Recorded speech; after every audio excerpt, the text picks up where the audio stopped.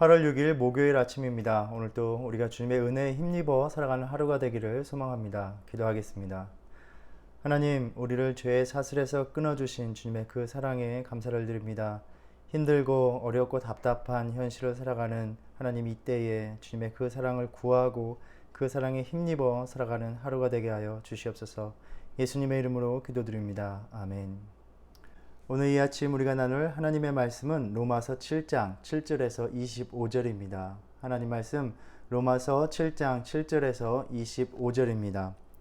그런즉 우리가 무슨 말을 하리요? 율법이 죄냐? 그럴 수 없느니라.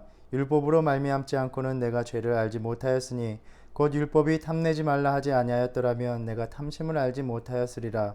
그러나 죄가 기회를 타서 계명으로 말미암아 내 속에서 온갖 탐심을 이루었나니 이는 율법이 없으면 죄가 죽은 것임이라. 전에 율법을 깨닫지 못했을 때에는 내가 살았더니 계명이 이름에 죄는 살아나고 나는 죽었도다. 생명에 이르게 할 그 계명이 내게 대하여 도리어 사망에 이르게 하는 것이 되었도다. 죄가 기회를 타서 계명으로 말미암아 나를 속이고 그것으로 나를 죽였는지라. 이로보건대 율법은 거룩하고 계명도 거룩하고 의로우며 선하도다.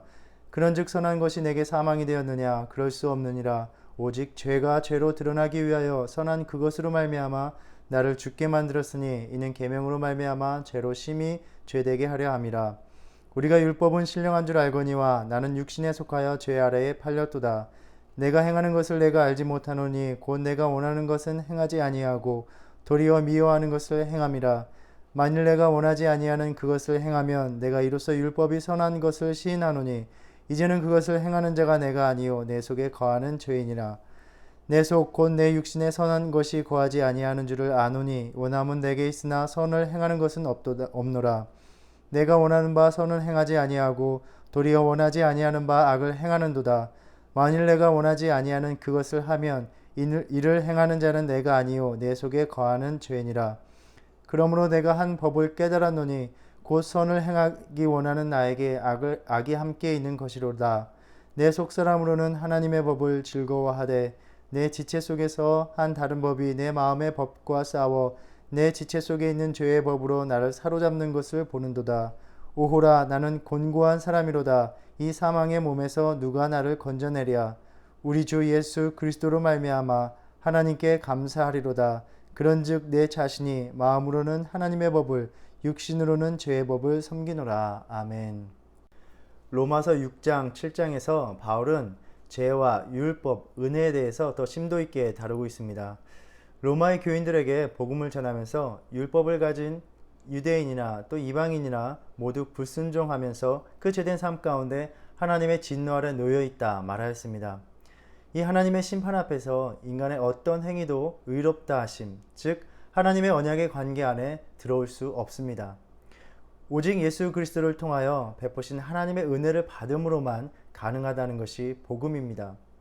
우리 인간의 능력으로는 율법을 온전히 행할 수 없고 율법은 다만 하나님의 뜻이 무엇인지를 우리에게 가르쳐주고 또 우리의 죄된 삶을 깨닫게 해줍니다. 율법의 행함이 아닌 우리 인간의 공로가 있기 전에 우리를 의롭다 여겨주신 그 사례를 바로 아브라함에게서 발견할 수 있습니다.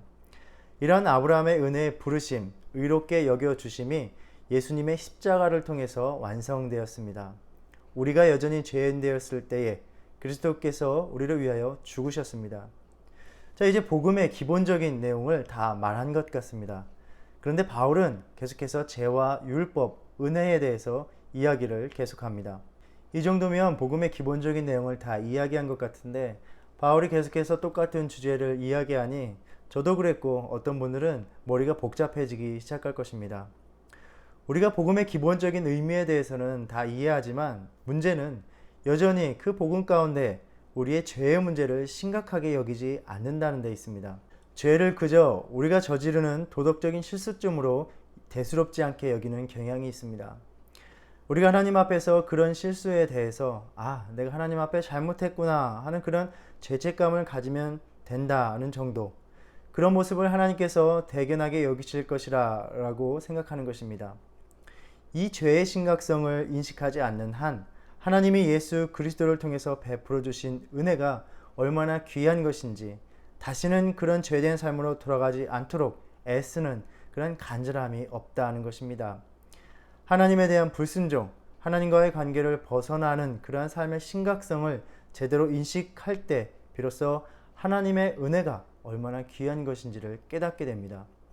그래서 바울은 복음의 기본적인 이야기를 다 한 듯 하면서도 죄와 율법, 은혜에 대해서 계속해서 깊이 있게 다루고 있습니다.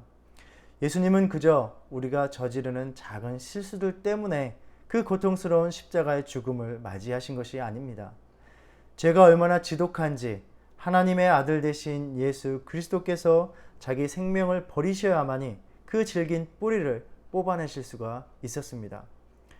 그래서 인간의 원형인 아담의 이야기부터 시작합니다.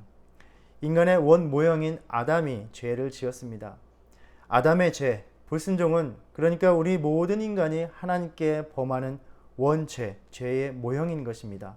원죄를 우리가 더 깊이 여러 가지 개념으로 생각해 볼 수 있겠지만 생물학적으로 우리에게 유전되는 것으로 생각해 보기 어렵습니다. 인간의 원 모형인 아담처럼 인간 모두가 다 하나님을 불순종하는 그 원형적인 죄를 저지르며 살아간다는 것입니다. 그런데 하나님께서 하나님의 명령을 어길 때, 불순종할 때 어떻게 된다고 우리에게 말씀하셨습니까? 바로 죽는다고 하셨습니다. 죄를 범하면서 죽음이 우리 가운데 들어왔습니다. 5장 14절에 사망이 왕노릇한다 라고 말합니다. 사망이 왕으로 있다는 건 오늘날의 통치자 개념이 아닙니다. 때로 우리는 오늘날 우리 지역의 주지사나 대통령이 누구인지 상관없이 살아갈 때도 많이 있습니다. 하지만 그 당시의 왕의 개념은 신처럼 여기는 그러한 통치자였고 모든 삶을 다 통치하는 자였습니다. 내가 다른 생각, 다른 삶을 살고 싶어도 왕의 생각과 다르면 그렇게 할 수가 없습니다. 그러니까 사망이, 죽음의 세력이 우리의 모든 것을 지배합니다. 그래서 우리가 하나님의 뜻에 살고 싶어도 살 수가 없습니다. 권세가 너무 세서 저항할 수가 없습니다. 하나님의 뜻에 살고 싶은 마음이 가득하지만 아무리 발버둥 쳐도 내 삶이 그렇게 되지가 않습니다. 나보다 더 큰 세력이 나를 누르고 지배하고 통치하기 때문입니다. 바로 죽음을 초래하는 죄입니다. 이 죄의 세력이 너무나 끔찍해서 하나님의 아들 되신 예수 그리스도의 죽음으로써 비로소 그 지배를 벗어날 수 있게 되었습니다.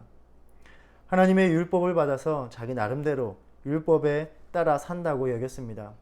그런데 이 하나님의 뜻이 담긴 율법이라는 거울에 비춰보면 하나님 앞에서 살아가는 자신의 모습이 너무나 추하고 더럽기 짝이었습니다.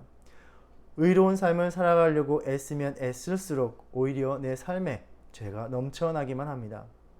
그런데 복음의 소식은 예수 그리스도 보혈의 피로 우리에게 주신 하나님의 은혜는 그 어떤 죄의 세력도 능히 이긴다는 사실입니다. 한 주석가는 이렇게 표현합니다. 은혜는 악을 이기는데 마치 은혜의 산사태가 악을 묻어버리듯이 이기는 것이다. 창세기 6장 5절에 보면 사람이 땅 위에 번성할 때 하나님께서 세상을 보시니 죄악이 세상에 가득하였다 말씀하십니다. 그런데 하나님의 은혜가 쓰나미처럼 밀려와 그 죄악을 다 쓸어버리는 것입니다. 5장 20절에 보면 죄가 더한 곳에 은혜가 더욱 넘쳤다라고 말을 하고 있습니다. 이것이 복음입니다. 그런데 인간의 사악한 태도가 이 하나님의 은혜에 장난질을 칩니다. 그래, 죄가 은혜에 비례한다면 하나님의 은혜를 더하게 하기 위해서 내가 더 죄를 지면 되는 것 아닌가? 말도 안 되는 이야기죠. 하나님께서 그리스도의 십자가를 통하여 죄의 지배에서 그 고리를 끊어내셨습니다. 더 이상 우리가 죄의 지배를 받지 않게 하시기 위해서 자신의 생명을 다 거신 것입니다. 6장에서 우리가 묵상했듯이 우리는 죄에 대하여 죽은 몸입니다. 우리가 죽은 사람과 같이 죄에 대해서 아무 반응을 하지 않을 수 있습니다. 죄의 능력이 아무런 파괴력이 없습니다.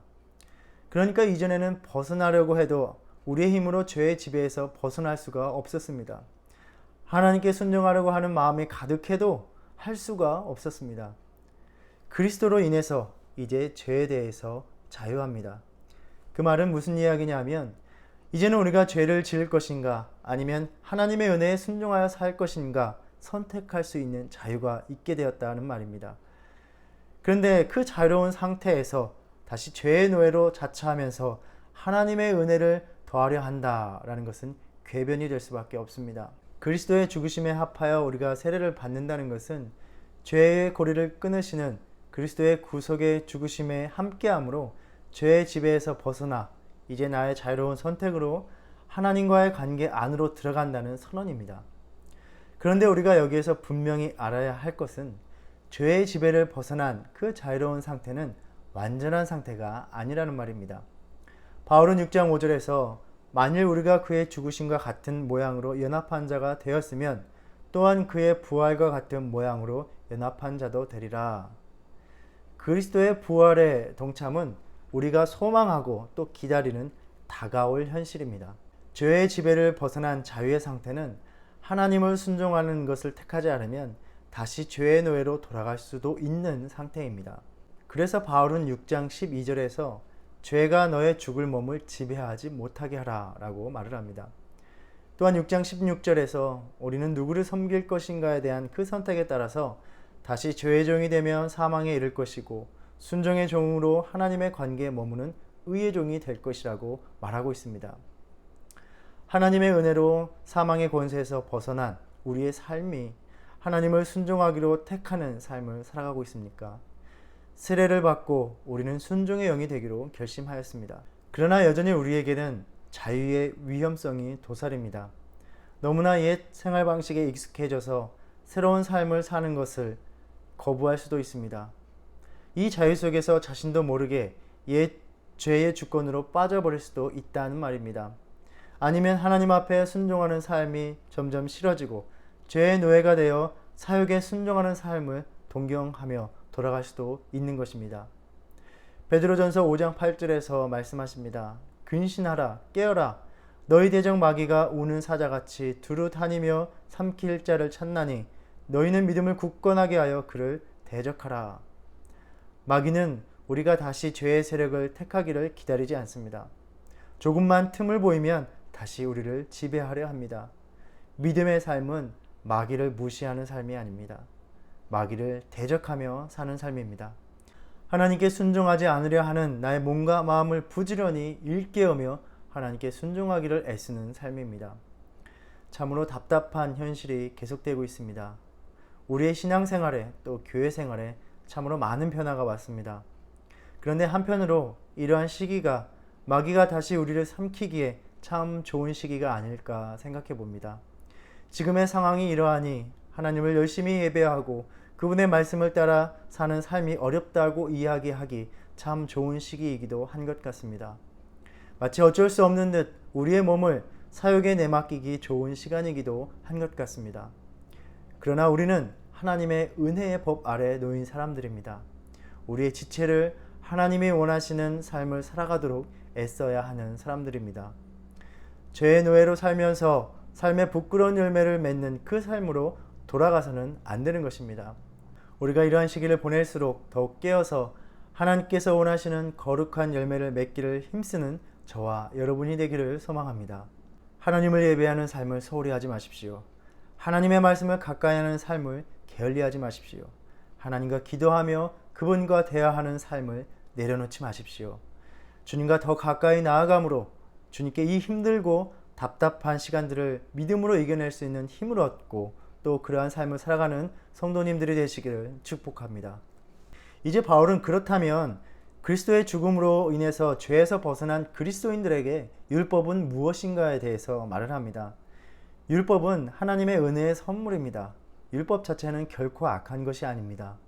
죄가 율법을 악한 목적으로 이용하여 우리를 죄인으로 만들고 죽음에 이르게까지 하는 것입니다. 율법을 지킴으로써 자기들을 죄에서 구원할 수 있다고 믿게 하는 것입니다. 하나님이 아닌 자신의 행위를 의지하는 또 다른 우상 숭배를 조장하는 것입니다.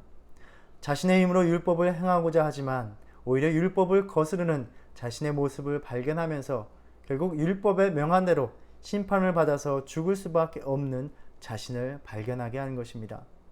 이러한 딜레마에 처한 인간의 모습이 오늘 본문에 나옵니다. 마음으로는 선을 행하기를 원하고 속사람은 하나님의 법을 즐거워합니다. 그러나 죄의 지배를 받기에 나의 지체는 율법을 거스르는 삶을 살아가고 있습니다. 죄가 나를 사로잡았습니다. 18절에 원함은 내게 있으나 선을 행하는 것이 없다라고 말을 합니다. 죄와 율법의 이러한 밀접한 관계로 인해서 율법 자체가 죄라는 생각이 들기도 합니다. 그러나 바울은 전혀 그렇지 않다라고 말을 합니다. 율법이 아니라 죄가 율법의 계명을 이용해서 우리를 정죄하는 것입니다. 죄의 능력을 거부할 수 없어서 율법을 거스르는 삶을 살아가는 것입니다. 오호라, 나는 곤고한 사람이로다. 이 사망의 몸에서 누가 나를 건져내랴. 절망에 빠진 인간의 외침입니다. 전통적으로 이 말을 로마서를 쓰고 있는 바울의 탄식으로 이해했습니다. 사도 바울이 그리스도인이 되어서도 여전히 이런 고뇌 속에 있었구나 라고 생각하는 것이죠. 그래서 루터도 진실로 위대한 사도도 우리가 하나님께 순종하기 원할 때 경험하는 같은 고난과 괴로움을 가졌다는 것을 아는 것은 우리에게 대단히 큰 위로가 된다라고 말을 하였습니다. 그런데 바울은 지금까지 우리가 죄의 지배에서 벗어났고 죄에 대하여 죽었고 죄의 종노릇을 하지 않고 죄로부터 해방되어 의의 종이 되었다라고 말하였습니다. 그런데 다시 죄에 속박된 사람처럼 외치는 것은 모순이 될 수밖에 없습니다. 만일 이 나가 바울이라면 그리스도인이 된 바울이 아니라 바울이 예수님을 알기 전에 자신의 모습을 돌아보며 하는 말로 이해하는 것이 더 나을 것입니다.